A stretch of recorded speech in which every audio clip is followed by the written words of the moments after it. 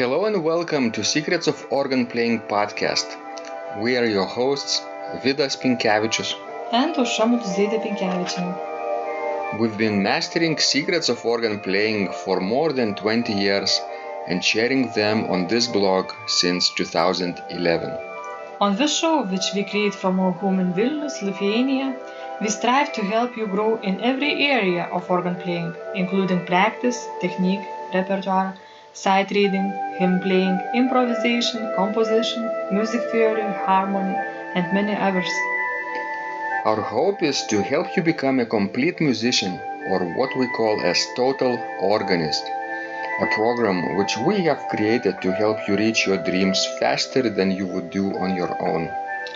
If you are new here, we invite you to subscribe to receive free updates of this blog at organduo.lt. By subscribing, you will also receive free video how to master any organ composition and 10-day organ playing mini course. And now let's go to the podcast for today. Hi guys, this is Vidas. And Aušra. Let's start episode 272 of Secrets of Organ Playing podcast. This question was sent by Jur, and he writes, "Thank you very much, Vidas. My biggest challenge is still to be patient and not rush ahead in a piece before I have mastered it bit by bit. I know this is a very bad habit and the reason why I never can play without making mistakes. I'm trying to find the discipline. Practicing just one piece does get a bit boring, so in addition to BWV 639, I have now also started working on BWV 731. I have practiced this in the past but with different fingering. I'm now relearning it with yours. Many thanks." So Aušra, Jur is our total organist student. Yes, he is. And it's very nice that people can take those pieces that we are fingering and pedaling them and make them their own, right? They can apply to their own situation and choose according to their level of mastery. That's true. It's nice when you can have a variety of things to choose from. It seems that Jur likes Bach's music a lot, right? True, because all that he talks is about Bach's music. And I think these chorales are a good start for organists. Ich ruf zu dir only has three parts: soprano part, the middle part played with the left hand, and the pedals. They're really relatively easy. I think it's probably the most convenient way to start learning Bach's chorales or Bach's music in general. Probably yes, because the tempo is slow. This was my first practice guide that I created when I started Secrets of Organ Playing back in 2011. So I intentionally first created the video how to master any organ composition, and I taught bit by bit how to master this particular piece. And then 3 months later I released this practice guide for people. But not only with fingering and pedaling, but I like to do step-by-step approach with basically practice schedule and the fragments that students could master for each day. So in a course of maybe 2 weeks, someone could learn this piece from our guidebook. Excellent. So now Jur talks about BWV 639, and he says that he learned it earlier with his own fingering, and now he is relearning it. So what do you think about relearning pieces? Is it a good way or not a good way? Relearning a different fingering? It's been a while since I used somebody else's fingering, I always create my own fingering, but I can imagine being in your shoes or anybody else's position that if they, let's say, are used in playing with heels or with finger substitution, and then they discover something like my practice guide with the different system, then obviously it takes a while to get used to the new method, right, Osha? But I think it doesn't hurt to do this. What do you think, Osha? Well, yes, I remember, when before going to study to United States, I played toccata by J.S. Bach, C major toccata, Adagio and Fugue. Mm-hmm. And I played it actually using, not only toes but heels in the pedal. And I think I might use some finger substitutions, especially in the Adagio part. But then, I played it again in the States with different fingering and pedaling, using only toes and no finger substitutions, and I think it worked better. How did your fingers react at first? Of course, you have this muscle memory, and when you learn a piece one way, after a while you come back to this piece, start learning it the new way. The old way sort of is still there. It was hard. I think it's harder to relearn piece when, in a different manner, with a different fingering and pedaling, than, to learn a new piece. But I managed it because it's such a nice piece that, you cannot just don't play it. Yeah, you have to always look at your own goals, and if this piece suits your dreams, then you can learn it the right way, even if the old fingering and pedaling was ingrained in your own muscles and body for so long. But it takes, open mind. Yes, sometimes I get comments like that it's not possible to play virtuosically in using toes only, for example, with pedals. And I think we have discussed this earlier, right, on some podcast episode. Yes. I think it takes open mind. What do you think, Osha? Yes, I think so. You need to be eager to learn all your life. And people who say that it's not possible, from their experience, it's not possible, right? That's where they come from. It's not necessarily true.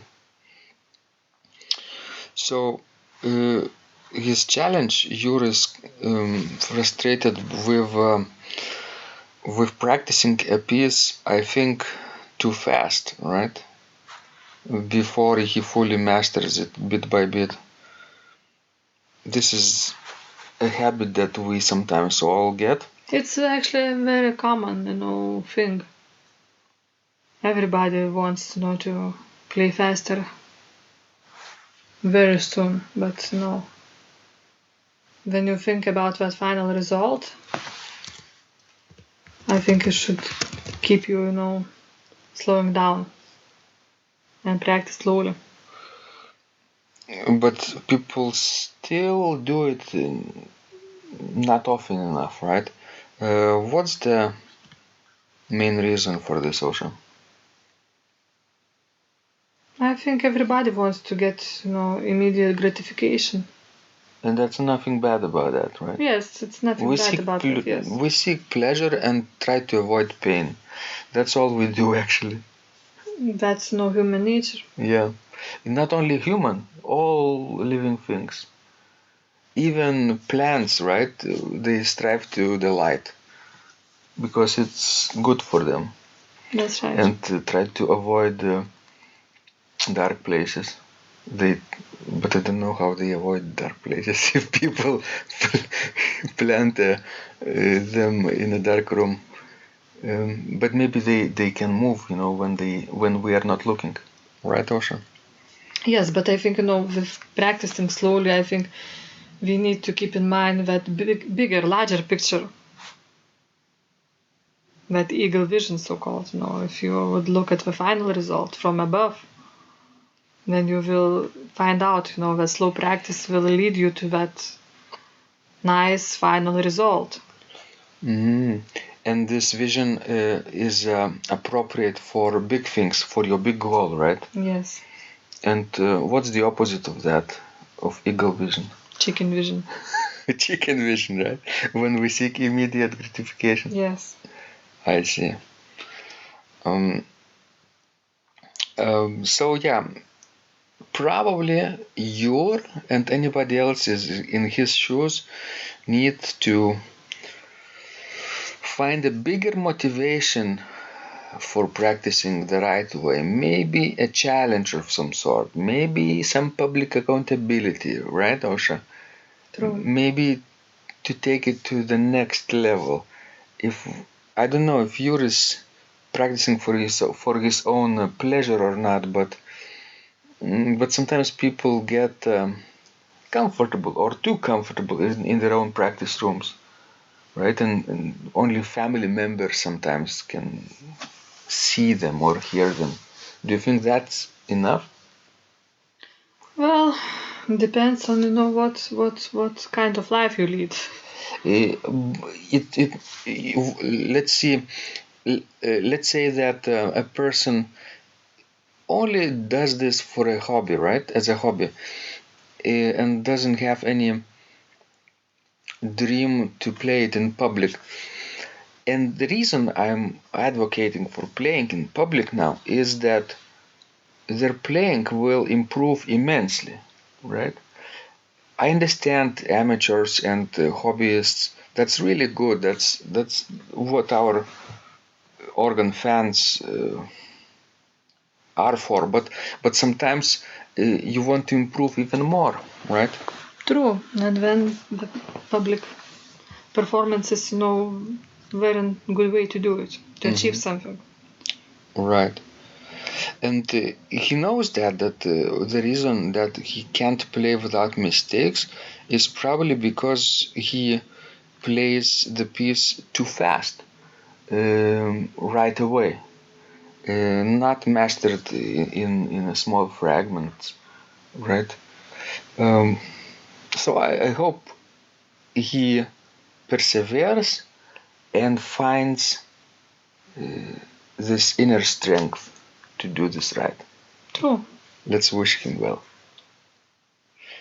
Thank you guys, this was Vidas. And Osha. Please send us more of your questions, we love helping you grow.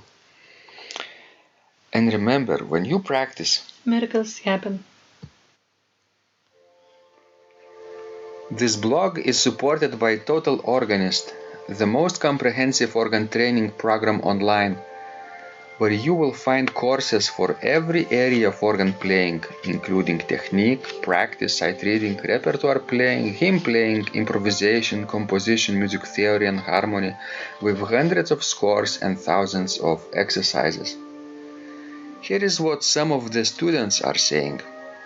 Hugh writes, "The sight reading course has helped me tremendously. Thank you very much for your SS courses and all your help." Robert writes, I found the fingerings, registration ideas and general comments to be excellent. John writes, "I have found your download very helpful. It was really excellent. I have watched some of your teaching videos, and when I read your instructions, I tried to imagine you are there teaching me. You may feel disappointed that I am 2-3 days behind, but I am a slow learner, and I have committed to taking the time to get it right, as you say. But the other night my wife commented that she had never heard me play such a detailed melody in the left hand so well. My left hand is generally poor." Robert writes, It has been a great pleasure in my life of having discovered your courses and material as well as the YouTube work of recordings. You have a calm and pleasant way of teaching. Ron writes, "Hi Vidas and Ausra, thank you guys. What a wonderful response to my email note to you. You've got me right, and I feel you understand my level of playing. Yes, at home and lucky that I have an organ for that reason. I am paying attention to this, and I am going to try this haha no longer secret model. Yes, and I love Cesar Frank too. What is very nice about your blog podcast is that Ausra and Vidas are like a Socratic dialogue, and by bouncing things off of each other, so much more information comes out and is expressed. Your comments contain a wealth of information and understanding. I really appreciate this. It is very inspiring and will keep us moving forward." Would you like to receive the same or even better results that our students are getting? If so, join them at organduo.lt/total-organist. And of course, you will get the first month free too. You can cancel anytime. Also, if you haven't yet subscribed to receive free updates of this blog, make sure you do that at organduo.lt. By subscribing, you will also receive free video, how to master any organ composition and 10-day organ playing mini course. This was Vidas. And Ausra from Secrets of Organ Playing. And remember, when you practice, Miracles happen.